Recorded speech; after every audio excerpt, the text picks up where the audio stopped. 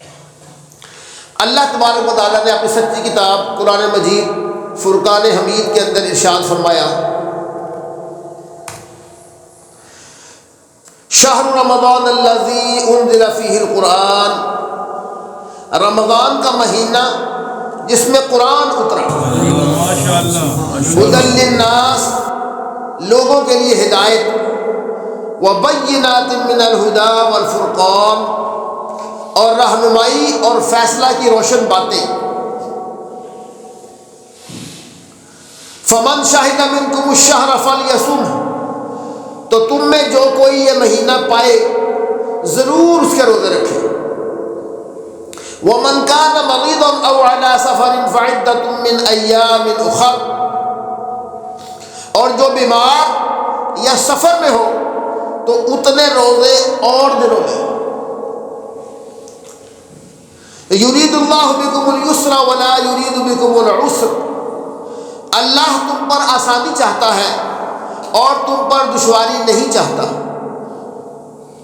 وَلِتُكْمِلُوا الْعِدَّةَ وَلِتُكَبِّرُوا اللَّهَ عَلَى مَا هَدَاكُمْ وَلَعَلَّكُمْ تَشْكُرُونَ، اور اس لیے کہ تم گنتی پوری کرو اور اللہ کی بڑائی بولو، اس پر کہ اس نے تمہیں ہدایت کی اور کہیں تم حق گزار ہو۔ الحمدللہ یہ جو رمضان کا مہینہ ہے یہ امت محمدیہ صلی اللہ علیہ وآلہ وسلم کے لیے بخشش حاصل کرنے کے لیے بہترین ایک مہینہ ہے، بہترین وقت ہے یہ۔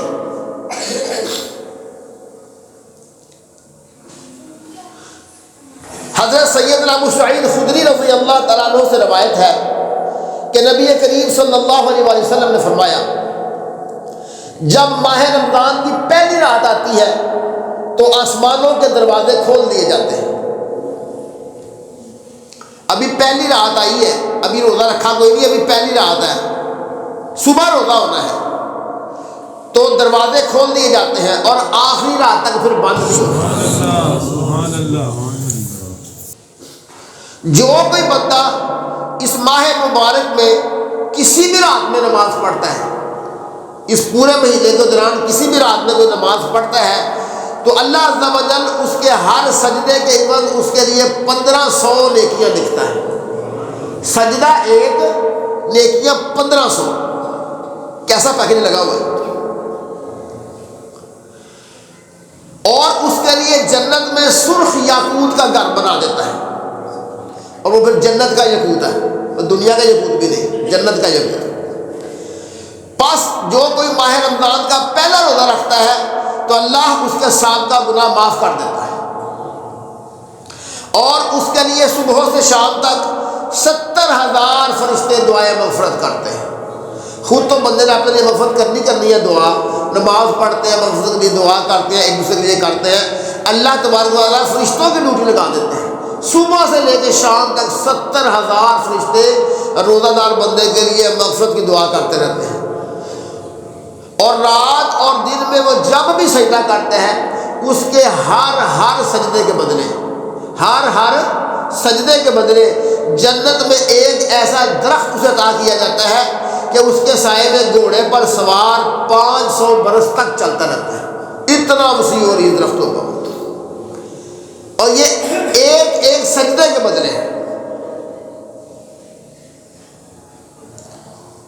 یہ اس ماہ مبارک کی خصوصی فضیلت ہے، اور اس کی فضیلت کے صدقے ہمارے اوپر اللہ تبارک و تعالیٰ کا انعام و اکرام ہے۔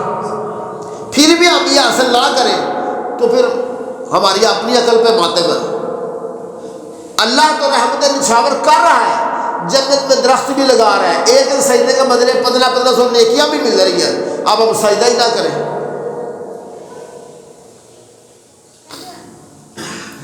حضرت سیدنا جابر بن عبداللہ رضی اللہ تعالیٰ عنہ سے روایت ہے، فرماتے ہیں کہ نبی کریم صلی اللہ علیہ وآلہ وسلم نے ارشاد فرمایا، میری امت کو رمضان میں 5 چیزیں ایسی عطا کی گئی جو مجھ سے پہلے کسی نبی کو نہیں ملی۔ نبی پاک صلی اللہ علیہ وسلم کے صدقے میں اس امت کو 5 اسپیشل اکرام عطا کیے گئے۔ نمبر 1، جب رمضان کی پہلی رات ہوتی ہے تو اللہ عز و جل ان کی طرف رحمت کی نظر فرماتا ہے،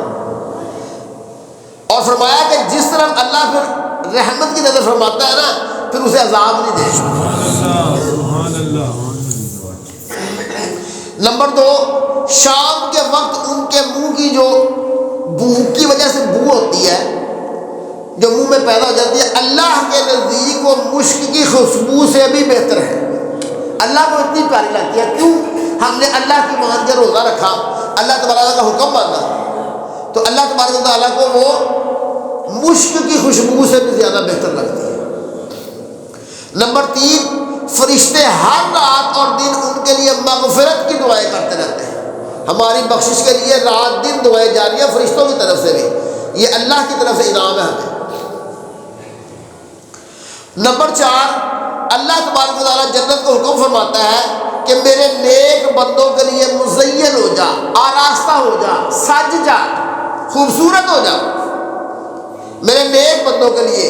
ان قریب وہ دنیا کی مشقت سے میرے گھر اور کرم میں راحت پائیں۔ کیا مشقت ہے نا، کبھی کوئی مشقت ہے، کبھی بیمار ہے بندہ، کبھی بھوک لگ گئی، کبھی بچے بیمار ہو گئے، کبھی کچھ ہو گیا، کبھی کچھ ہو گیا، مشقت ہے، تو عبادت بھی کرنی پڑتی ہے۔ ظاہر عبادت میں بھی ایک مشقت تو لگتی ہے جسمانی لحاظ سے، نمازیں پڑھی ہے آپ نے اور کوئی ذکر اذکار کیا ہے، آپ نے نوافل پڑھے ہیں، انسان ہے، آپ کو تھکاوٹ ہو گئی جسمانی لحاظ سے، تو مشقت تو ہے۔ پھر نمبر 5، جب ماہ رمضان کی آخری رات آتی ہے تو اللہ عز و جل سب کی مغفرت فرما دیتا ہے، لیکن ہمیں رمضان والے کام کرنے ہیں، مغفرت کروانے کے لیے رمضان والے کام کرنے ہیں۔ یہ نہیں کہ رمضان میں روزہ رکھا کوئی نہیں، تراویح پڑھی کوئی نہیں، نماز کے نزدیک نہیں گئے، جھوٹ بولنا چھوڑا نہیں ہے، کم توڑنا چھوڑا نہیں ہے، نظروں کی حفاظت نہیں کی، زبان کی حفاظت نہیں کی، اور ہم مغفرت کی امید لگا کے بیٹھے ہو۔ ایک شخص نے کھڑے ہو کر عرض کیا، یا رسول اللہ صلی اللہ علیہ وآلہ وسلم، کیا وہ لیلۃ القدر ہے کہ جب رات کو بخشش ہو جاتی ہے، آخری رات کو لیلۃ القدر ہے؟ ارشاد فرمایا نہیں۔ کیا تم نہیں دیکھتے کہ مزدور جب اپنے کام سے فارغ ہوتا ہے تو اجرت دی جاتی ہے؟ فرمایا کہ پتہ نہیں کہ جب مزدوری پوری ہو تو پھر اجرت ملتی ہے۔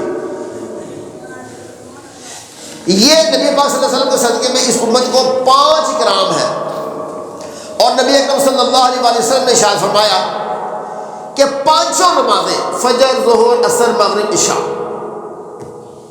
اور جمعہ اگلے جمعہ تک، ایک نماز سے پڑھ کے دوسری نماز، دوسری سے تیسری، تیسری سے چوتھی، چوتھی سے 5ویں، اور ایک جمعہ سے اگلا جمعہ تک، اور ایک رمضان سے اگلے رمضان تک، یہ سارے ہمارے لیے گناہوں کا کفارہ ہے۔ جو ہم سے گناہ ہو جاتے ہیں ایک جمعے سے لے کر دوسرے جمعے تک، ایک نماز سے لے کے دوسرے نماز تک، اور ایک رمضان سے لے کے اگلے رمضان تک جو ہمارے گناہ ہوتے ہیں ان کا یہ کفارہ ہے، جب تک کہ یہ کبیرہ گناہوں سے بچتا رہے۔ یہ صغیرہ گناہ جتنے ہوتے ہیں ہمارے وہ معاف ہو جاتے ہیں، کبیرہ گناہوں سے ہم بچتے رہے۔ اور نبی اکرم صلی اللہ علیہ وآلہ وسلم نے فرمایا، اگر بندوں کو معلوم ہو جاتا کہ رمضان کیا ہے، اللہ نے اپنی حکمت سے بہت سی چیزیں بتائی نہیں ہیں، ان کا درجہ نہیں بتایا، ان کا ثواب ناپ تول کے نہیں بتایا، تو اللہ کے نبی فرماتے ہیں اگر میری امت کو پتہ چل جاتا کہ رمضان چیز کیا ہے، رمضان ہے کیا، تو میری امت تمنا کرتی کہ کاش پورا سال ہی رمضان ہوتا۔ حساب لگانے کی کتنی قدر اس کے اندر مخفی رکھی، لیکن مسئلہ تو یہ ہے کہ غیب کے اوپر ایمان لانا ہے۔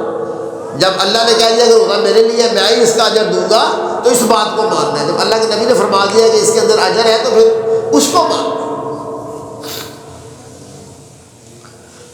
حضرت سیدنا سلمان فارسی رضی اللہ تعالیٰ عنہ فرماتے ہیں کہ نبی اکرم صلی اللہ علیہ وآلہ وسلم نے شعبان کے مہینے کے آخری دن، جو رمضان سے پہلا مہینہ ہوتا ہے وہ شعبان ہوتا ہے، اس کے آخری دن آپ نے ایک بیان فرمایا، اے لوگو تمہارے پاس عظمت اور برکت والا مہینہ ہے، جو مہینہ تمہارے پاس آ رہا ہے یہ عظمت اور برکت والا ہے۔ یہ مہینہ آیا ہے وہ مہینہ جس میں ایک رات ایسی بھی ہے کہ جو 1000 مہینوں سے بہتر ہے۔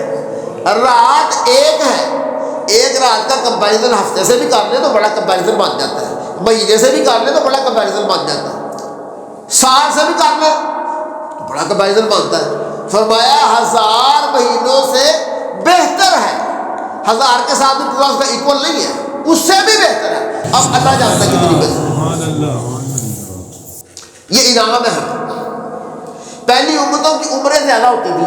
صحابہ کرام کو فکر ہوتی تھی کہ یا رسول اللہ صلی اللہ علیہ وسلم ان کی تو امتیں جو ہیں وہ 1000 سال 900 سال 800 سال ان کی عمریں ہیں, ہم کس طرح عبادت تک ان کے ساتھ پہنچ جائیں گے. پھر اللہ نے خصوصی راتیں عطا فرمائی جن میں لیلۃ القدر بھی شامل ہے. رات ایک ہی عبادت کریں گے مہینے 1000 سے زیادہ ثواب ملے گا. اور اگر 1000 بھی مان لیں تو یہ 83-84 سال بنتا ہے. ہماری عمر ہی نہیں 83-84 سال. کتنے بندے پہنچتے ہیں 83-84 سال میں, اور پھر 83-84 سال مسلسل بندہ عبادت کرتا رہے. عمر تو گزر بسر کر کے کسی نے پہنچ جائے تو سونا ہے, جاگنا ہے, اٹھنا ہے, بیٹھنا ہے, کمانا ہے, کھانا ہے, بیمار ہونا ہے, لاپرواہی کرنی ہے, بیچ میں بچپن کا فیز ہے, جوانی کا فیز ہے, بڑھاپے کا فیز ہے, ہر چیز ہے. تو جب یہ عبادت کا نعمت ملے گا تو 1000 مہینوں سے بہتر عبادت کرنے کا ملے گا. اور فرمایا کہ اس ماہ مبارک کے روزے اللہ نے فرض کیے ہیں. کس نے فرض کیے؟ اللہ نے فرض کیے ہیں. اور اس کے اندر جو قیام ہے وہ سنت ہے, تطوع یہ سنت ہے. اور جو اس میں نیکیاں کام کرے تو ایسا ہے کہ جیسے کسی اور مہینے میں فرض ادا کرے گا نا, اس کو اس مہینے میں عام نیکی کرنے کا ثواب ملے گا. اور جس نے فرض ادا کیا تو اس کو ایسا ہے جیسے اور دنوں میں اس نے 70 فرض ادا کیا, 70 گنا. 1 روپیہ خرچ کیا عام مہینوں میں تو اس کا ثواب, اور یہ رمضان میں کیا تو 70 گنا اس ثواب کو ملٹیپلائی کر دیں. اتنا ثواب ہے. اس لیے اس مہینے میں زیادہ سے زیادہ نیکیاں اکٹھیاں کرنے کی انسان کے اندر تگ و دو ہو, جستجو ہو, لگن ہو, ایک ریس لگا دے بندہ کہ میں نے ہر طرح کی نیکی اکٹھی کرنی ہے. فرمایا یہ مہینہ صبر کا مہینہ ہے اور صبر کا ثواب جنت ہے. جو صبر کرتا ہے اس کے عوض اللہ نے جنت رکھی ہوئی ہے. اور یہ مہینہ مواسات یعنی غم خاری اور بلائی کا مہینہ ہے. اب اللہ کے نبی فرماتے ہیں کہ ہم نے غم خاری کرنی ہے اور بلائی کرنی ہے, اگر پھر بھی ہم برائیوں میں مبتلا رہے اور دوسروں کا غم بانٹنے کی بجائے غم دیتے رہے ان کو, تو کتنی ہماری بات قسمتی ہے. غم خاری کا مطلب ہے کسی کا دکھ درد بانٹنا, کسی کی تکلیف شیئر کر لینا. اگر کسی کو تھوڑی بہت بھی ضرورت مبتلا ہے اس کی ضرورت پوری کر دینا, اس کا دکھ بانٹا گیا.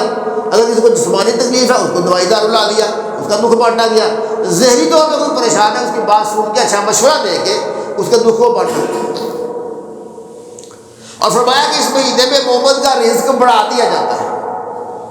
اور جو اس مہینے میں روزہ دار کو افطار کرائے اس کے لیے گناہوں کی مغفرت ہے. افطار کرایا کرے اپنی اپنی توفیق کے مطابق. افطار کے لیے مغفرت ہے, مغفرت. اور فرمایا کہ اس کی گردن, افطار کرانے والے کی گردن آگ سے آزاد کر دی جائے گی. یہ بہت بڑا عمل ہے افطار کروانا.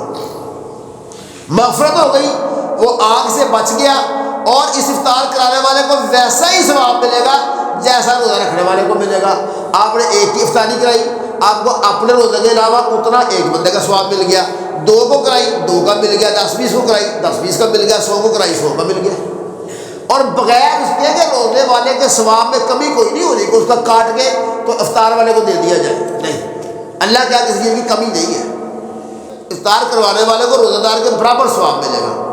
تو صحابہ کرام نے, ان کے حالات معاشی اتنے اچھے نہیں ہوتے تھے, اکثر کے فلیشتی طور پہ کمزور ہوتے تھے, ان کے اندر حسرت پیدا ہوئی تو انہوں نے عرض کی یا رسول اللہ صلی اللہ علیہ وسلم ہم میں سے تو ہر بندے کے پاس کوئی چیز نہیں ہے افطاری کے لیے, ہم کیسے افطار کرائیں, کیسے یہ ثواب لے سکے. تو آپ صلی اللہ علیہ وسلم نے فرمایا کہ یہ جو میں بتا رہا ہوں افطار کا ثواب, یہ تو اس شخص کو اللہ دے گا جو 1 گھونٹ دودھ یا 1 گھونٹ پانی یا 1 کھجور سے افطار کرا دے. کوئی لمبی شرطیں نہیں لگائی, یہ آج ہم نے شرطیں لگائی ہوئی ہے, بریانی ہو, دودھ سوڈے ہو, دودھ کسمیلے ہو, فلاں ہو, ٹمکا ہو, تو پھر ہم نے افطاری کروانی ہے, یا پھر ہم نے افطاری کرنے جانا ہے. کہاں افطاری کرنے جائے, وہ تو ماڑا بندہ ہے, وہ تو کھلاتا ہی کچھ نہیں, اس نے تو پانی رکھا ہوگا, اس نے تو کھجور رکھی ہوگی, اس نے تو اس طرح کی چیز رکھی ہوگی. اگر ہم کھجور کی وجہ سے, پانی کی وجہ سے کہیں افطاری کرنے اس لیے نہیں جاتے, اس چیز کو کم تر گردانتے ہیں, کم تر سمجھتے ہیں, تو وہ اپنی پکڑ کے لیے تیار ہو جائے گا. اللہ کے نبی نے فرمایا کہ اتنے سے تو اتنا ثواب ہے. اور فرمایا کہ جو کسی کو پیٹ بھر کر کھانا کھلائے گا تو اللہ تعالیٰ اس کے عوض تو اس کو میرے حوض سے اس کا ثواب تو اور بڑا ہے، اور اس کو اللہ تعالیٰ میرے حوض سے پلائے گا یہاں تک کہ وہ پیاسا نہ ہوگا اور جنت میں داخل ہو جائے گا۔ نبی صلی اللہ علیہ وسلم کے حوض سے جب اس کو پیالہ ملے گا تو اس کو پیاس نہیں لگے گی، پھر وہ جنت میں داخل ہونے تک اس کو پیاس کی حاجت ہی نہیں ہوگی۔ اور فرمایا یہ وہ مہینہ ہے کہ اس کے اس کا اول جو 10 دن ہے وہ رحمت ہے، اور اس کا درمیانی 10 دن مغفرت ہے، اور اس کا آخری 10 دن جہنم سے آزادی ہے۔ اور فرمایا کہ جو اس مہینے میں اپنے غلام پر کام کی تخفیف کرے گا، یعنی جو آپ کا متحد ہے، آپ کا ملازم ہے، آپ کا چھوٹا کوئی کام کر رہا ہے فیکٹری میں، دفتر میں، کہیں بھی، تو اس کا کام کم کر دیں، 11 مہینے کام کرتے رہتے ہیں، جو تخفیف کرے گا اس کے اوپر، اس سے کم کام لے گا تو اللہ تعالیٰ اس کو بخش دے گا۔ کتنی آسان بخشش ہے۔ تو رمضان کے مہینے میں اپنے اپنے متحدوں سے کم کام لیں تاکہ ان کا وہ دین کا کام کر سکے، نماز پڑھ سکے، تراویح پڑھ سکے۔ اور ایک مثال ہے، ایک بندہ نہیں بھی پڑھتا تو پھر بھی آپ اپنے طور پر اس کے کام میں کمی کر دیں، جسے 8 گھنٹے کام لیتے ہیں اسے 7.5 گھنٹے لے لیں، 7 گھنٹے لے لیں، جتنی آپ کی گنجائش پڑتی ہے تخفیف ضرور کریں تاکہ اللہ کے نبی کے حکم کے مطابق ہم بخشش کی طرف جائیں۔ اور فرمایا جو کم کام لے گا اللہ اسے بخش دے گا اور جہنم سے آزاد کر دے گا۔ فرمایا کہ اس مہینے میں 4 باتوں کی کثرت کرو، ان میں سے 2 باتیں تو ایسی ہیں جن کے ذریعے تم نے اپنے رب کو راضی کرنا ہے۔ 4 باتوں کی کثرت کرنی ہے اور 2 باتیں ایسی ہیں جن سے اللہ کو راضی کرو گے، اور بقیہ 2 باتیں بھی ایسی ہیں کہ جن سے تمہیں بے نیازی نہیں ہے، تم ان کو چھوڑ نہیں سکتے، ان سے لا تعلق نہیں رہ سکتے۔ فرمایا جو 2 باتیں جن کے اوپر تمہیں اللہ کو راضی کرنا ہے ان میں سے نمبر 1 لا الہ الا اللہ، اس بات سے اللہ بہت راضی ہوتا ہے۔ اور دوسری بات فرمایا استغفار کرنا، توبہ کرنا، استغفار کرنا۔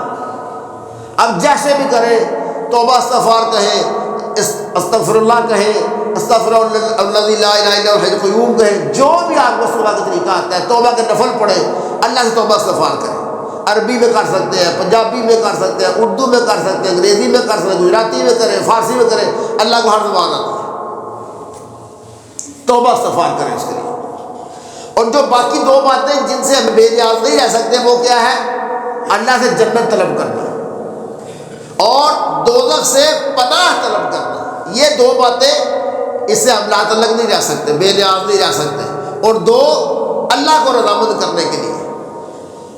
حضرت سیدنا عبداللہ ابن مسعود رضی اللہ تعالیٰ عنہما سے روایت ہے، نبی کریم صلی اللہ علیہ وسلم نے ارشاد فرمایا، رمضان شریف کی ہر شب آسمانوں میں صبح صادق تک ایک منادی یعنی اعلان کرنے والا فرشتہ ندا کرتا ہے، اعلان کرتا ہے، اے بھلائی طلب کرنے والے ارادہ پختہ کر لیں۔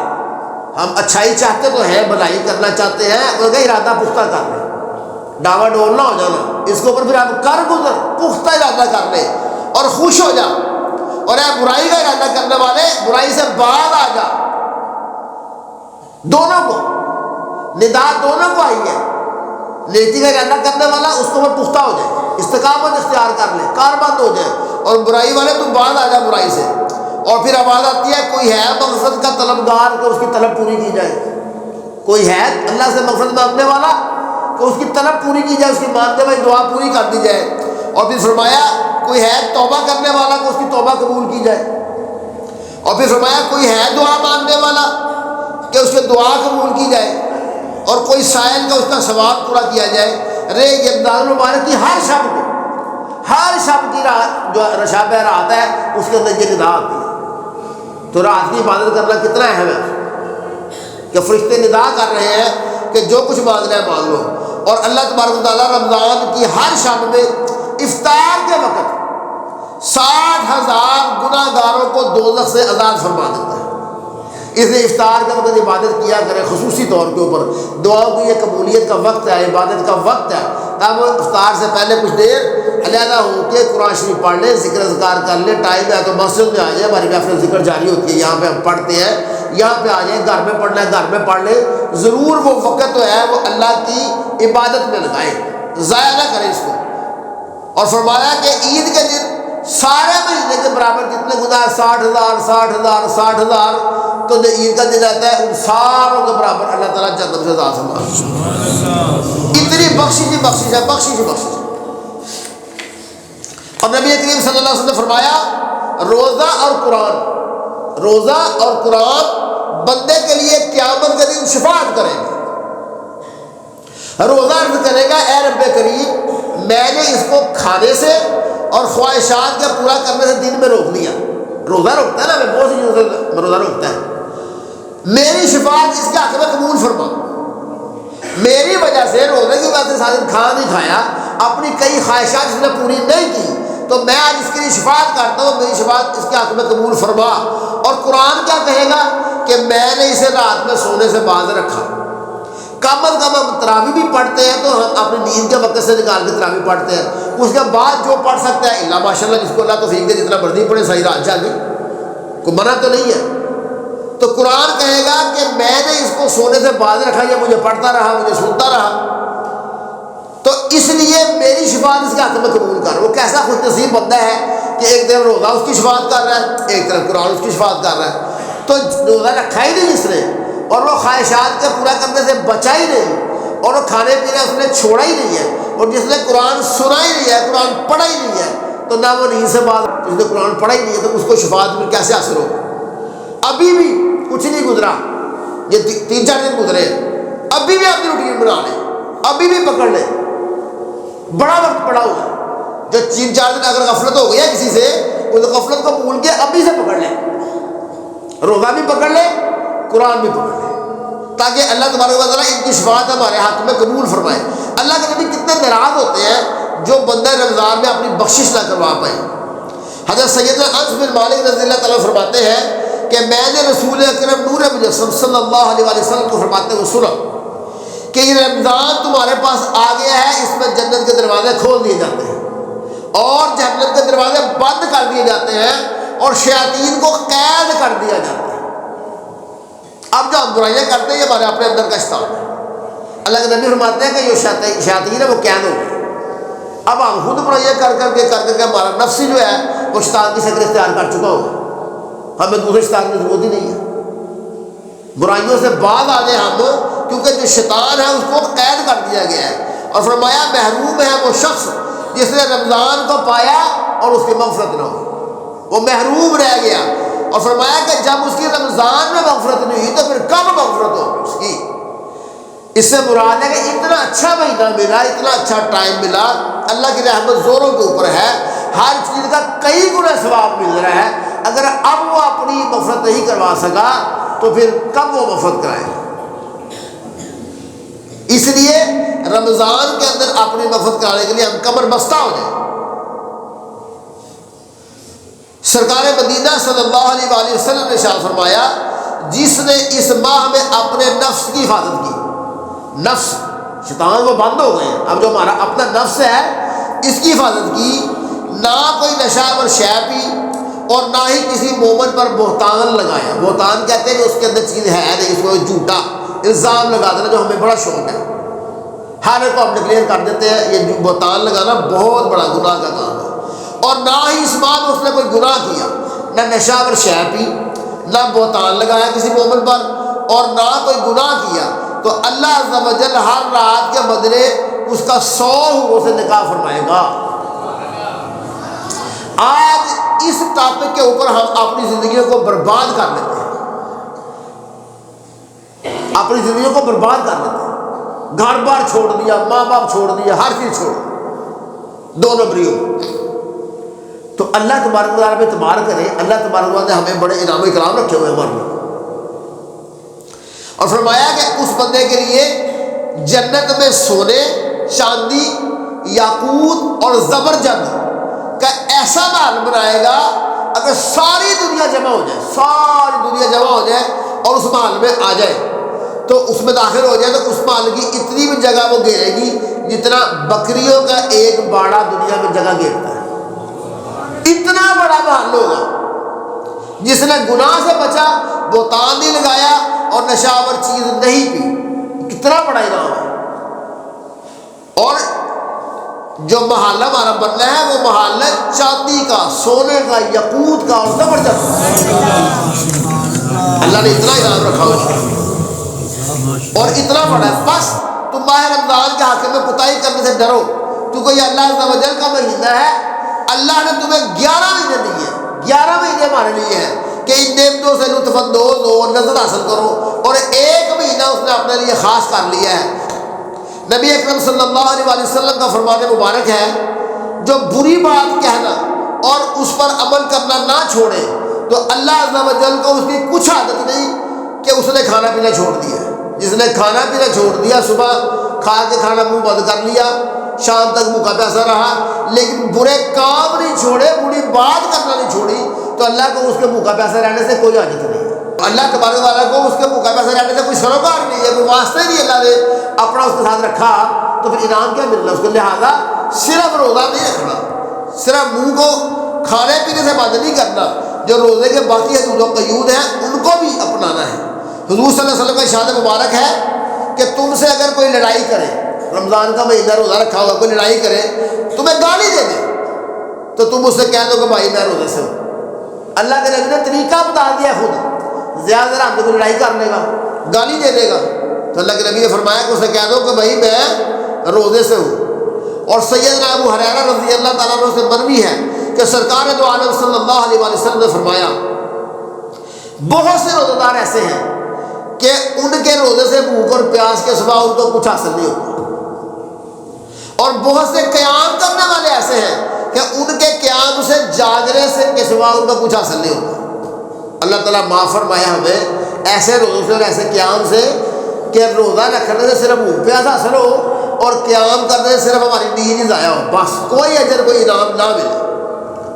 تو پیارے بھائی ذرا غور فرمائیں کہ روزہ دار ماہ رمضان میں دن کے وقت کھانا پینا چھوڑ دیتا ہے، کون سی چیزیں چھوڑتا ہے؟ وہ جو عام دنوں میں حلال ہے، طیب ہے، پاک چیزیں ہیں، کھانے کی اجازت ہے۔ پانی پینا چھوڑ دیا، پانی پاک ہے۔ روٹی کھانا چھوڑ دی، روٹی پاک ہے۔ پھل کھانا چھوڑ دیا، پھل پاک ہے۔ اللہ حاضل قیاس جتنی بھی کھانے کی چیزیں پاکیزہ ہیں ان کو روزے کی وجہ سے چھوڑ دیتے ہیں۔ لیکن خود سوچیں کہ جو حلال اور طیب چیزیں وہ تو ہم نے چھوڑ دی، تو جو حرام چیزیں روزے کے بغیر بھی حرام ہے، ناچ گانا، جھوٹ بولنا، غیبت کرنا، بہتان لگانا، فحش گوئی، فلمیں، ڈرامے، یہ تو اس سے پہلے بھی حرام تھے، تو یہ روزوں میں ان کا حرام ہونے کا لیول کتنا بڑھ گیا۔ حلال چھوڑ دیا، حرام چھوڑ نہیں رہے، تو حرام تو پہلے بھی حرام تھا، پہلے بھی بنا تھا، تو روزہ رکھ کے ہم اس سے بھی باز نہیں آ رہے۔ لہٰذا اس چیز پہ غور کریں کہ روزہ رکھ کے کوئی حرام کام ہم نہ کریں، کوئی ہمارا نفس ہم سے ایسا گناہ نہ کروائے کہ جو حرام ہو، بڑی پکڑ آ جائے گی۔ تو سوچیں کہ رمضان میں ہم حلال چیزیں چھوڑ رہے ہیں، حرام چھوڑ نہیں رہے، تو حرام اور جنت میں لے جانے والے کام تو بدستور جاری ہیں ہمارے، تو پھر ہمارا روزہ کس قسم کا روزہ ہے؟ کس لیول کا روزہ ہے؟ کیا اس کا مول پڑے گا کل؟ کہ ہم نے عزا کا روزہ بھی رکھنا ہے۔ ہمارے عزا گناہوں سے کیسے بچیں گے؟ جب ہمارے دلوں میں خوب خوب اللہ کا خوف پیدا ہو جائے، تب ہمارے عزا گناہوں سے بچیں گے۔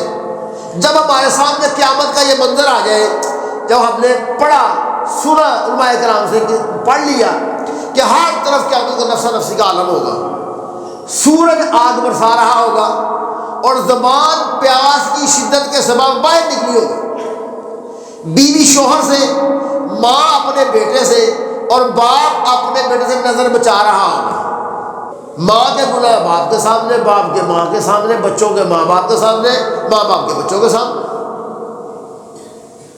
تو مجرموں کو پکڑ پکڑ کر لایا جا رہا ہوگا، یہ مجرم، یہ مجرم، یہ مجرم، یہ مجرم، اور ان کے منہ کے اوپر مہر لگا دی جائے گی، منہ بند کر دیا جائے گا، اب تم نے بولنا کچھ نہیں۔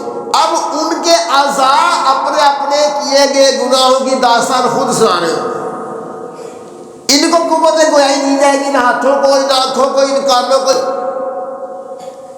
ہماری زبان پہ مہر لگ جائے گی۔ اور یہ بات قرآن مجید میں اللہ تبارک و تعالیٰ نے سورہ یاسین میں آیت نمبر 65 میں ارشاد فرمائی ہے، الیوم نختم علی افواہہم وتکلمنا ایدیہم وتشہد ارجلہم بما کانوا یکسبون۔ آج ہم ان ان کے منہ پر مہر کر دیں گے اور ان کے ہاتھ ہم سے بات کریں گے اور ان کے پاؤں ان کے کیے کی گواہی دے. ہمارے اعضاء بولیں گے کہ یا اللہ اس نے میرے ساتھ یہ کیا, یا اللہ میں پاؤں بول رہا ہوں میرے ساتھ یہ چل کے ادھر کو گیا, یا اللہ اس نے آنکھوں کے ساتھ اس نے یہ دیکھا, کانوں سے اس نے یہ سنا. ہمارے اعضاء خود بولیں گے. آج ہم ان اعضاء کی حفاظت کر لیں. آج ہم سمجھتے ہیں یہ جو ہم ہاتھوں سے کر رہے ہیں غلط, جو ہم نگاہوں سے کر رہے ہیں غلط, پاؤں سے غلط جگہ پہ چل کے جا رہے ہیں, یہ سارے ہمارے گواہ بنتے جا رہے ہیں, ریکارڈنگ ہو رہی ہے. ایک تو یہ تو لکھ ہی رہے ہیں فرشتے, چھائی برائی تو لکھ رہے ہیں, یہ اعضاء بھی ریکارڈ کرتے جا رہے ہیں. کل روزے محشر کو یہ اللہ کے آگے فر فر فر فر فر فر بول رہے ہیں. ہاتھ کہے گا یا اللہ سے میرے ساتھ یہ برائی کی, پاؤں کہے گا یا اللہ ان بری جگہ پہ یہ چل کے گیا, آنکھیں کہے گی یا اللہ سے یہ برا چیز دیکھا. آج تو ہم بڑا موبائل لے کے بیٹھے رہتے ہیں نا کہ لہذا بیٹھے ہوئے ہمیں کون دیکھ رہا ہے؟ اللہ دیکھ رہا ہے. ہماری آنکھیں بھی اس کو ریکارڈ کر رہی ہیں, سماعتیں بھی ان کے الفاظ ریکارڈ کر رہی ہیں. یہ سارا کچھ ریکارڈنگ ہو رہی ہے. یہ اللہ کے آگے جا کے میں نے فر فر پیش کر دینا سارا کچھ. یہ ہمارے دشمن ہے, ہمارے سجن نہیں ہے. یہ کہ ہم نے اعضاء کا روزہ بھی رکھنا ہے. ہم نے اپنی آنکھوں کو اس طرح روزے سے رکھنا ہے کہ جب یہ اٹھے آنکھ تو جائز کام کی طرف اٹھے. اس سے دیکھے تو یہ قرآن دیکھے, دیکھے تو یہ کوئی دین کی کتاب دیکھے, دیکھے تو یہ مسجد دیکھے, اگر کہیں یہ دیکھے تو اولیاء کے مزارات دیکھے, اگر دیکھے تو اللہ کے بندوں کا یہ دیدار کرے, نیک بندوں کا دیکھے تو کعبہ معظمہ دیکھے, دیکھے تو مدینہ منورہ دیکھے, اور دیکھے تو روزہ انور کی جالیاں دیکھے. یہ نیک چیزوں پر یہ استعمال ہو, اور اللہ کی عطا کردہ ان آنکھوں سے ہم ہرگز فلمیں ڈرامے نہ دیکھیں. یہ جا کے بھی آنکھیں بیان کریں گی, گواہی دیں گے ہمارے خلاف, پھر ہم پچھتائیں گے. اس میں نہ ڈرامے دیکھے, نہ یہ نامحرم عورتوں کو دیکھے, نہ یہ کسی کا کھلا ہوا ستر دیکھے جسم, حتیٰ کہ ہو سکے تو اپنا جسم بھی بلا ضرورت نہ دیکھے, ستر اپنا ستر بھی بلا ضرورت نہ دیکھے. اور اللہ عز و جل کی یاد سے غافل کرنے والے کھیل تماشے, آج کل تو لسٹ بڑھیا کھیل تماشوں کی, نئی نئی کھیلیں, نئی نئی باتیں, ہر چیز اللہ کی یاد سے غافل کر دیتے ہیں. اور کسی کے گھر میں بلا اجازت نہ جا کے, بلا اجازت نہ دیکھے, کسی کا خط یا ڈائری اس کی اجازت کے بغیر نہ پڑھے نہ دیکھے. یہ گناہ ہے. کسی کا خط پڑھنا, کسی کا کوئی کاغذ پڑھنا, کسی کی کوئی ڈائری پڑھنا کہ بندہ نہیں ہے میرے ہاتھ آگے دے پڑھوں سارا کچھ, اس کی میں ٹو لگاؤں, یہ سخت گناہ ہے. اللہ کے نبی صلی اللہ علیہ وسلم نے فرمایا جو اپنے بھائی کا خط بغیر اس کی اجازت کے دیکھتا ہے گویا وہ آگ دیکھ رہا ہے. تو آگ دیکھ رہا ہے, تو آگ دیکھتے کیا ہوگا, کل کو آگ کی سزا ملے گی ہم. اس طرح ہم نے کانوں کا روزہ بھی رکھنا ہے. کانوں کا روزہ کیا ہوگا, صرف جائز باتیں سنے تو تلاوت سنے تو نعت سنے تو اذان سنے تو اقامت سنے, اور نہ سنے تو گانے باجے نہ سنے, موسیقی نہ سنے, لطیفے نہ سنے, جو غیر اخلاقی لطیفے ہیں فوش گوئی ہے وہ نہ سنے, کسی کی غیبت نہ سنے, کسی کی چغلی نہ سنے, کسی کے عیب نہ سنے.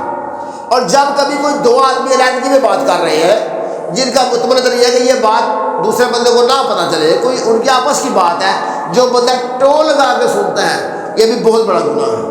نبی اکرم صلی اللہ علیہ وسلم نے فرمایا جو شخص کسی قوم کی باتیں کان لگا کر سنے اور وہ اس بات کو ناپسند کرتے ہو, ہماری کوئی بات سنے, تو عام بات ہوتی ہے نا, دو بندے کھڑے ہو کے بات کر رہے ہیں, ان میں کوئی ایسی بات نہیں ان کو ناپسند نہیں ہے, وہ سن لے نہ سنے.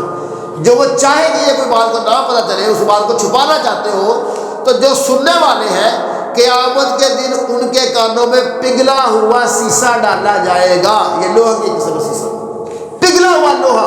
آج لوہے کی بھٹی سے ویسے دور رہتے ہیں کہ یار پیچھے ہٹ جو لوہا ہے یار یہ پانی بنا ہوا ہے, ہمیں جلا کے رکھ دے گا. تو جب کانوں میں ڈال دیا جائے گا اور کوئی چھڑانے والا نہیں ہوگا, اور وہ شدت کا عذاب ہوگا, اور دنیا کے عذابوں سے کئی گنا ان کے اندر تکلیف زیادہ ہوگی. پھر کیا بنے گا. آج تو بڑا کی دیوار کے پار کسی کی باتیں سن رہے ہیں کان لگا کے, کیا کہہ رہے ہیں, پھر نہ صرف اس کو سننا ہے بن کے آگے جہاں تک اس کی وسعت اس کو پہنچانا ہے. کوئی رشتہ دار کی بات ہو تو رشتہ داروں میں, دوستوں کی بات ہے دوستوں میں, محلے کی بات ہے محلوں میں, ٹھیک ٹھاک اس کی نشو و شاد کر دینی. یہ ایک ایکسٹرا گناہ ہے. سننا ہی اتنا بڑا گناہ تھا کہ کانوں میں سیسا ڈالا جائے گا, تو آگے پھر پہنچانا یہ ایک اور بڑا گناہ ہے.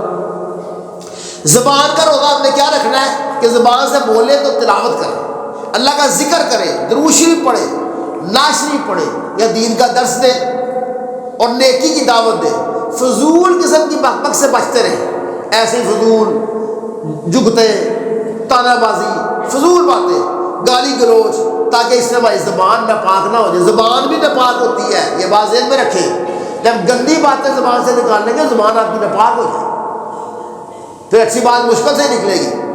اور ہاتھوں کا روزہ یہ ہے کہ ہاتھ اٹھے تو صرف نیک کاموں کے لیے اٹھے، قرآن کریم کو ہاتھ لگائے، قرآن کریم کو چومے، نیک لوگوں سے مصافحہ کریں، اور ہو سکے تو کسی یتیم کے سر پہ شفقت سے ہاتھ رکھے، جتنے بال اس کے ہاتھ کے نیچے آ جائیں گے اس کی نیکیاں ملیں گی، ہر بال کے بعد ایک نیکی ملے گی۔ اور ہاتھ کبھی اٹھے تو ظلم کے لیے نہ اٹھے، یہ ہاتھوں کا روزہ ہے۔ رشوت دینے لینے کے لیے ہاتھ نہ اٹھے، اور کسی کا مال نہ چرائے، نہ کسی نامحرم عورت سے مصافحہ کرے۔ آج کل کیا رواج چل گیا ہوا، دفاتر کیا، سیاست کیا، آج کل لوگ اس بات کو شان سمجھتے ہیں کہ جو خواتین ہیں یا مرد حضرات نامحرم وہ مصافحہ کریں، شان سمجھتے ہیں، یہ پروٹوکول ہے، یہ پروٹوکول لا کے پتہ جائے گا جس نے ہاتھوں نے جا کے گواہی دی اور سزائیں ملی، لہٰذا ہم اس سے بچیں۔ فرمان مصطفیٰ صلی اللہ علیہ وسلم ہے کہ اللہ عز و جل کی خاطر آپس میں محبت رکھنے والے افراد جب باہم ملیں اور مصافحہ کریں اور نبی کریم صلی اللہ علیہ وسلم پر درود شریف بھیجیں تو ان کے علیحدہ ہونے سے پہلے پہلے اللہ تعالیٰ دونوں کے اگلے پچھلے گناہ معاف فرما دیتے ہیں۔ یہ کام کریں ہاتھوں سے، یہاں پہ ہم سلام ہی لیتے ہیں، اس لیے سے لے لو کہ میں ایک مسلمان سے سلام لے رہا ہوں، اللہ تعالیٰ میرے بھی گناہ بخش دے، اس کے گناہ بھی بخش دے۔ 2 منٹ کے اندر کون سے آپ نے جا کے باہر آگ میں ڈال دیا، کیا کریں گے؟ کچھ بھی نہیں، عادت ہے۔ مسلمان کو مسلمان سے محبت نہیں ہے، مومن کو مومن سے محبت نہیں ہے، آپس میں نفرت اور کدورت ہے۔ سلام لینے سے، مصافحہ کرنے سے، دروشی پڑھے، گلے ملنے سے وہ کدورت جاتی ہے، وہ نفرت جاتی ہے بندے کی۔ کوئی کمی کی تائی ہو تو بیٹھ کے ڈیسائیڈ کر لے، کوئی بات نہیں یار میری بات ہے کہ سخت آپ کو ناگوار لگے، میں معذرت چاہتا ہوں، دوسرا بندہ اسے مدد کر لے۔ سلام لے نہ چھوڑ دے کہ آپس میں سلام نہ لے، بولا کون کیا پتا ہے کہ سلام کے وقت ہمارے گناہ معاف ہو جائے۔ اور آپ دنیا میں چاہتے کیا ہے؟ ویسے تو آپ چاہتے ہیں کہ ہمارے گناہ معاف ہو، گناہ معاف ہو، لیکن گناہ معاف کرنے والے کام وہ ہمیں کرنے گوارا نہیں ہے۔ اور پاؤں کا روزہ کیا ہے؟ پاؤں کا روزہ یہ ہے کہ پاؤں اٹھے چلے تو صرف نیک کام کی طرف اٹھے، مسجد کی طرف چل رہے ہیں پاؤں چل رہے ہیں، اولیاء کرام کے مزارات کی طرف جا رہے ہیں، زیارت کرنے کے لیے پاؤں چل رہے ہیں، نیکیہ کام ہے۔ جیسے قرآن کی محفل میں شامل ہونے کے لیے جا رہے ہیں، پاؤں نیکی کی طرف جا رہے ہیں، کسی غریب کی مدد کرنے کے لیے جا رہے ہیں، پاؤں نیکی کی طرف جا رہے ہیں، محفل نعت میں جا رہے ہیں، پاؤں نیکی کی طرف جا رہے ہیں۔ بچانا کہاں سے ہے؟ کہیں سینما کی طرف تو نہیں جا رہے، کہیں کوئی ناچ دیکھنے تو نہیں جا رہے، کوئی ڈرامہ تھیٹر کی طرف تو نہیں جا رہے، اور جو لغویات کام ہے، فضول کام ہے، جن کی وجہ سے نقصان ہو رہا ہے ان کاموں کی طرف تو نہیں جا رہے۔ ان کاموں کی آپ نے توجہ کیوں رکھنی ہے، کیوں خیال کرنا ہے؟ اس لیے کہ اللہ کے نبی صلی اللہ علیہ وسلم نے فرمایا کہ جو شخص بھی مر جاتا ہے، جو شخص بھی مرتا ہے وہ پشیمان ہوتا ہے۔ لوگوں نے عرض کیا یا رسول اللہ صلی اللہ علیہ وسلم اس کی یہ پشیمانی کیا ہے؟ آپ صلی اللہ علیہ وسلم نے فرمایا اگر تو نیکیوں والا ہے تو اسے اس امر کی شرمندگی ہوگی کہ میں نے اور زیادہ نیکیاں کیوں نہ کی۔ آج تو ہم نیکیاں چھوڑ کے چلے جاتے ہیں نا، نیکیوں کے مواقع چھوڑ دیتے ہیں، نہیں کرتے، تو مرنے کے بعد ہمیں یہ پشیمانی ہوگی۔ کون کہہ رہا ہے؟ اللہ کے نبی فرما رہے ہیں۔ اور اگر وہ بدکار ہوگا تو اس بات پر شرمندہ ہوگا کہ برائیاں ہم نے کیوں نہ چھوڑی۔ تو اس شرمندگی سے بچنے کے لیے اور نیکیوں کی پشیمانی سے بچنے کے لیے نیکیاں کم کیا۔ آج نیکیاں کرنے کا ٹائم ہے، آج نیکیاں ہم کریں، آج ہم نیکیوں کی طرف سے منہ موڑ کے چھوڑتے جا رہے ہیں، اور کل کو پھر ہمیں اس سے پچھتاوا ہوگا۔ اور سب سے اینڈ پہ ہم جو ماڑی موٹی نیکی کر بھی لیتے ہیں، روزہ بھی رکھ لیا، نماز بھی پڑھ لی، قیام اللیل بھی کر لیا، سچ بھی بول لیا، پر جو لوگوں کا ہم حق مارتے ہیں، لوگوں کے ساتھ زیادتی کرتے ہیں، تو وہ بڑا نقصان دہ کام ہے۔ اللہ کے نبی پاک صلی اللہ علیہ وسلم صحابہ کرام سے پوچھا، میں آگے بھی عرض کر چکا ہوں کئی مرتبہ، لیکن بڑی غور طرف اس میں مار گیا، فرمایا کہ مفلس کون ہے؟ مفلس۔ تو صحابہ کرام نے کہا یا رسول اللہ صلی اللہ علیہ وسلم ہم میں سے وہ مفلس ہے جس کے پاس کوئی درہم دولت نہ ہو، مال و دولت، وہ مفلس ہے۔ آپ نے فرمایا نہیں، میری امت کا مفلس ترین شخص وہ ہے جو قیامت کے دن نماز، روزہ، زکوٰۃ تو لے کر آئے گا ساتھ، لیکن ساتھ ہی کسی کو گالی بھی دی ہوگی، کسی کا حق بھی مارا ہوگا، تہمت بھی لگائی ہوگی، کسی کا مال کا حق بھی کھایا ہوگا، کسی کا خون بھی بہایا ہوگا، کسی کو مارا بھی ہوگا۔ بس ان سب گناہوں کے بدلے اس کی نیکیاں لے لی جائیں گی، اور اگر پھر بھی دعوے دار اور ہوئے تو ان دعوے داروں کی برائیاں اس کے کھاتے میں ڈال دی جائے گی، اور پھر اس اس شخص کو نیکیاں لے کر برائیاں ڈال کر جہنم میں ڈال دیا جائے گا۔ اس چیز کا بھی خیال رکھنا آپ نے، خالی مسجد آ کے یہ مطلب نہیں پھرنا کہ میں نمازاں پڑھنا پیا، میں روزہ رکھ لیتا ہے، میں تراویح پڑھ لیتی ہے، باقی سارے معاملات بھی ان کی طرف توجہ رکھنا، کسی کا حق بھی نہیں مارنا، کسی کو گالی گلوچ بھی نہیں کرنا، کسی کو ایذا بھی نہیں دینی، کسی کا دل بھی نہیں دکھانا، اور کسی کے اوپر تہمت بھی نہیں لگانی، پھر جا کے کہیں اللہ کے ہاں امید ہے کہ ہماری بات بنے۔ نیکیاں کریں گے، اگر ان نیکیوں کا پھل، نیکیوں کا اجر، نیکیوں کا ثواب ہمارے نامہ میں رہے گا تو ہم جنت میں جائیں گے نا۔ اگر ہمیں خدا نخواستہ ہمیں خالی کر دیا جائے کہ نیکیاں ساری آتے پڑھا دو تو برائیاں ساری آتے کھاتے میں پاؤ، تو نیکیاں ساری محنت مشقت کدھر گئی بندے؟ لہٰذا آج ہم 30 مارکا بنے پھرتے ہیں، ایک کا 10 جواب دیتے ہیں، بڑے بد کلام، گالی گلوچ، یہ وہ، کسی نے جرت نہیں جی بول کے دکھائے گی میرے کو بول سکتا ہے، میرے کو بول سکتا ہے، میرے کو تیرے پڑھاتے کے بولے کو بھائی ڈر اپنی پکڑ کا سامان کرتا جا رہا ہے۔ تیری نماز روزے ایسا نہ ہو کہ قیامت کے دن تمہیں مفرد بن کے جہنم میں داخل کر دیا جائے۔ آج ڈر اختیار کر اپنی زبانوں کو قابو میں رکھے، کسی کو زبردستی دوست نہ دبائے۔ اللہ تعالیٰ اس کو پوچھے گا، پکڑ کرے گا، تو اللہ تبارک و تعالیٰ ہمیں مفلس ہونے سے بچائے۔ نیکیوں کا ہمیں جو نیکیوں کی توفیق تو ہو ہی ہو، نیکیاں ہم کریں، پھر نیکیاں کرنے کے بعد اعمال بد سے اس طرح محفوظ رہے کہ کبھی ہمیں اعمال بد کی وجہ سے مفلسین میں شامل نہ کر دیا جائے۔